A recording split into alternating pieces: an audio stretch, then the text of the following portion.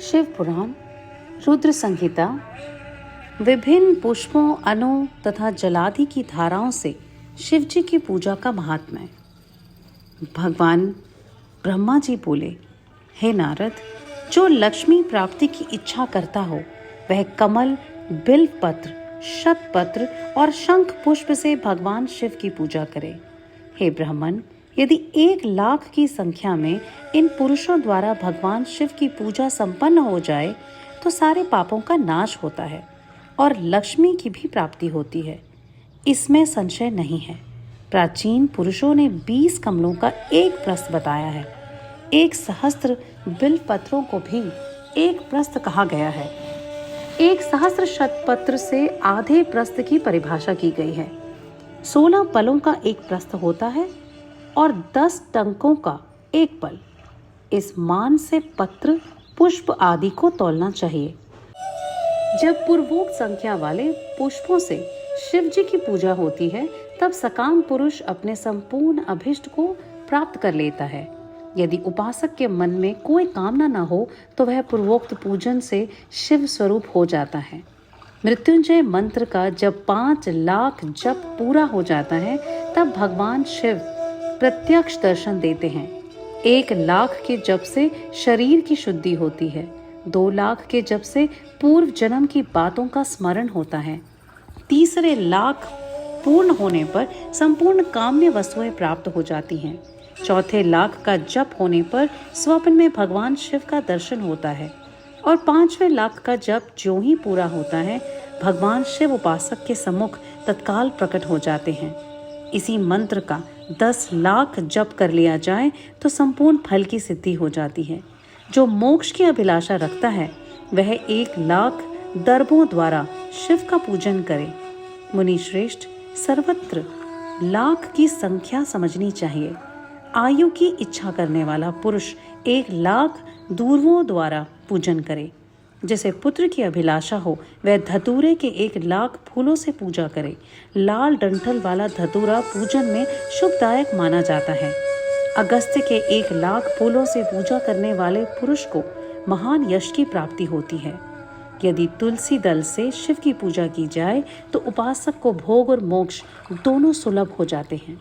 लाल और सफेद आंख, अपामार्क और श्वेत कमल के 1,00,000 फूलों द्वारा पूजा करने से भी भोग और मोक्ष की प्राप्ति होती है। अड़हल के 1,00,000 फूलों से की हुई पूजा शत्रुओं को मृत्यु देने वाली होती है। करवीर के 1,00,000 फूल यदि शिव पूजन के उपयोग में लाए जाएं तो वे रोगों का उच्चाटन करने वाले होते हैं। दोपहरिया के फूलों द्वारा पूजन करने से आभूषण की प्राप्ति होती है। चमेली से शिव की पूजन करने से मनुष्य वाहनों को उपलब्ध करता है। अलसी के फूलों से महादेव जी का पूजन करने वाला व्यक्ति भगवान विष्णु को प्रिय होता है। शमी पत्रों से पूजा करके मनुष्य मोक्ष प्राप्त करता है। बेला के फूल चढ़ाने पर भगवान शिव अत्यंत शुभ लक्षणा पत्नी प्रदान करते हैं। जूही के फूलों से पूजा की जाए तो घर में कभी अन्न की कमी नहीं होती। कनेर के फूलों से पूजा करने पर मनुष्य को वस्त्र की प्राप्ति होती है। सेदुआरी या शेफाली के फूलों से शिव जी का पूजन किया जाए तो मन निर्मल रहता है। 1,00,000 बिल्व पत्र चढ़ाने पर मनुष्य अपनी सारी काम्य वस्तुएं प्राप्त कर लेता है। हर श्रृंगार के फूलों से पूजा करने पर सुख संपत्ति की वृद्धि होती है। वर्तमान ऋतु में पैदा होने वाले फूल यदि शिव की सेवा में समर्पित किए जाएं तो वह मोक्ष देने वाले होते हैं। राई के फूल शत्रुओं को मृत्यु प्रदान करने वाले होते हैं। इन फूलों को 1,00,000 की संख्या में शिव के ऊपर चढ़ाया जाए तो भगवान शिव प्रचुर फल प्रदान करते हैं। चंपा और केवड़े को छोड़कर शेष सभी फूल भगवान शिव को चढ़ाए जा सकते हैं। विप्रवर, महादेव जी के ऊपर चावल चढ़ाने से मनुष्य को लक्ष्मी प्राप्त होती है। ये चावल अखंडित होने चाहिए और इन्हें उत्तम भक्ति भाव से शिव के ऊपर चढ़ाना चाहिए। रुद्र प्रधान मंत्र से पूजा करके भगवान शिव के ऊपर बहुत सुंदर वस्त्र चढ़ाए और उसी पर चावल रखकर समर्पित कर दे तो उत्तम है। भगवान शिव के ऊपर गंध, पुष्प आदि के साथ एक श्रीफल चढ़ाकर धूप आदि निवेदन करे तो पूजा का पूरा फल प्राप्त होता है। वहां शिव के समीप 12 ब्राह्मणों को भोजन कराए। इससे मंत्र पूर्वक सांगोपांग लक्ष्य पूजा संपन्न होती है। जहां 100 मंत्र जपने की विधि हो, वहां 108 मंत्र जपने का विधान किया गया है। तिलों द्वारा शिवजी को 1 लाख आहुतियां दी जाएं अथवा 1 लाख तिलों से शिवजी की पूजा की जाए तो वह बड़े बड़े पातकों का नाश करने वाली होती है। जौ द्वारा की हुई शिवजी की पूजा स्वर्गीय सुख की वृद्धि करती है, ऐसा ऋषियों का कथन है। गेहूं के बने हुए पकवान से की हुई शंकर जी की पूजा निश्चय ही उत्तम मानी गई है। यदि उससे लाख बार पूजा हो तो उससे संतान की वृद्धि होती है। यदि मूंग से पूजा की जाए तो भगवान शिव सुख प्रदान करते हैं। कंगनी द्वारा सर्वाध्यक्ष परमात्मा शिव का पूजन करने मात्र से उपासक के धर्म, अर्थ और काम भोग की वृद्धि होती है तथा वह पूजा समस्त सुखों को देने वाली है। अरहर के पत्तों से श्रृंगार करके भगवान शिव की पूजा करें। यह पूजा अनेकों प्रकार के सुखों और संपूर्ण फलों को देने वाली है। हे मुनि श्रेष्ठ, अब फूलों की लक्ष्य संख्या का तौल बताया जा रहा है। सूक्ष्म मान का प्रदर्शन करने वाले व्यास जी ने एक प्रस्थ शंख पुष्प को 1 लाख बताया है। 11 प्रस्थ चमेली के फूल हों तो वही 1 लाख फूलों का मान कहा गया है। जूही के 1 लाख फूलों का भी वही मान है। राई के 1 लाख फूलों का मान 5.5 प्रस्थ है। उपासक को चाहिए कि वह निष्काम होकर मोक्ष के लिए भगवान शिव की पूजा करे। भक्ति भाव से विधि पूर्वक शिव की पूजा करके भक्तों को पीछे जलधारा समर्पित करनी चाहिए।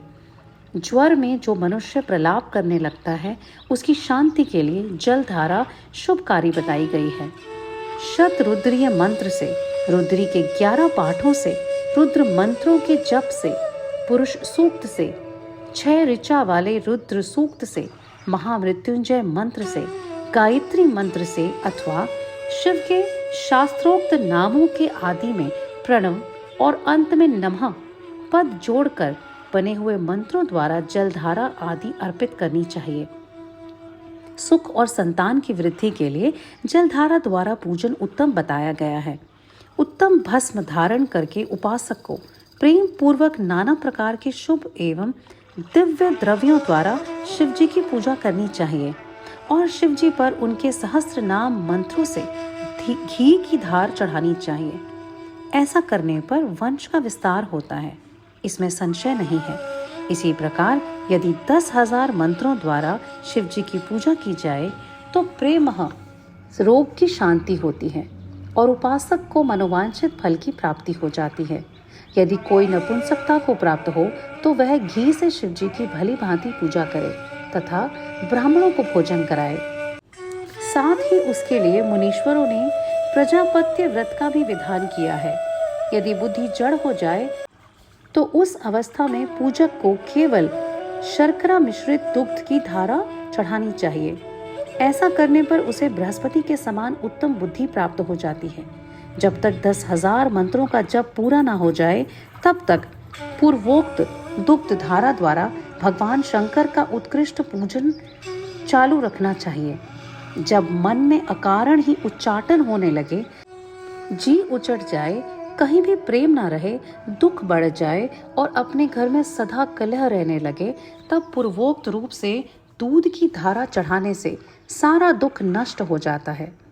सुवासित तेल से पूजा करने पर भोगों की वृद्धि होती है। यदि मधु से शिव की पूजा की जाए तो राज यक्ष्मा का रोग दूर हो जाता है। यदि शिव पर ईख के रस की धारा चढ़ाई जाए तो वह भी संपूर्ण आनंद की प्राप्ति कराने वाली होती है। गंगा जल की धारा तो भोग और मोक्ष दोनों फलों को देने वाली है। ये सब जो धाराएं बताई गई हैं, इन सबको मृत्युंजय मंत्र से चढ़ाना चाहिए। उसमें भी उक्त मंत्र का विद्यानतः 10,000 जप करना चाहिए और 11 ब्राह्मणों को भोजन कराना चाहिए।